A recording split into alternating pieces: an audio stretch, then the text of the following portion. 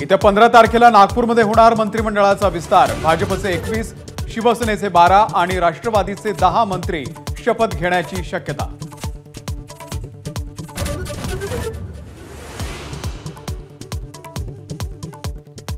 राष्ट्रवादी शरदचंद्र पवार पक्षाच्या वरिष्ठ नेत्यांची भाजप केंद्रीय नेतृत्वाशी चर्चा। उद्योगपती गौतम अदानी यांच्या घरी चर्चा झाल्याची सूत्रांची माहिती। अजित पवारांसोबत जायचं की थेट भाजपसोबत युती करावी यावरून दोन मतप्रवाह।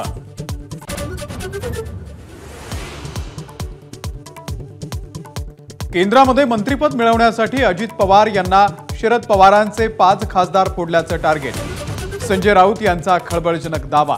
तर महायुतीनं राऊतांना प्रवक्ता म्हणून नेमलंय। अमोल मिटकरी यांचा हल्लाबोल।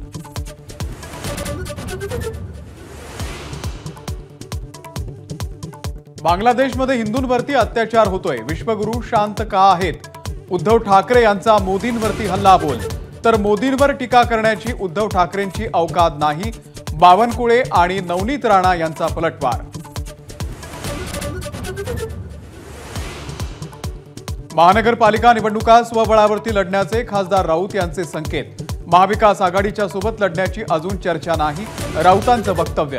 तर राऊत निराशेपोटी एकला चलो रे बोलत असावे, वडेट्टीवारांचा टोला।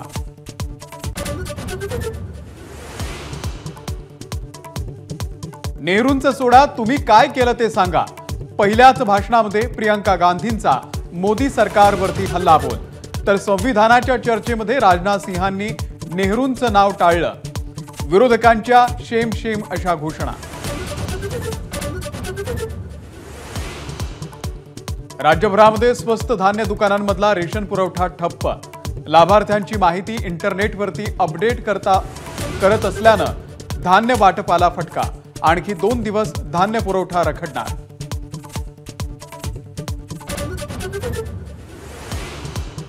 अपघातामधील जखमींवरती वेळेत उपचारासाठी नितीन गडकरी यांचा महत्त्वाचा निर्णय।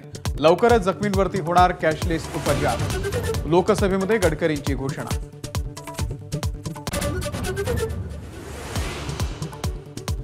राज्यभरात बनावट औषधांचं मोठं रॅकेट समोर।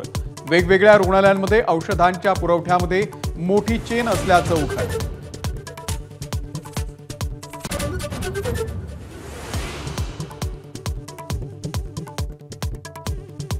पंतप्रधान नरेंद्र मोदींकडून प्रयागराज परिसराची पाहणी। मोदींच्या हस्ते 6,670 कोटी रुपयांपेक्षा अधिक किमतीच्या विकास कामांचं उद्घाटन।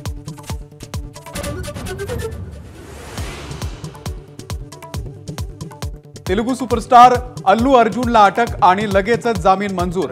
पुष्पा 2 सिनेमाच्या शोच्या वेळी हैदराबादमधील थिएटरमध्ये चेंगराचेंगरीचं प्रकरण।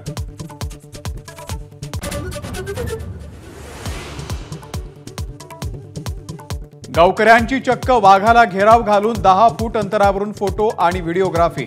भंडाऱ्याच्या अड्याळ वनक्षेत्रातला धक्कादायक प्रकार।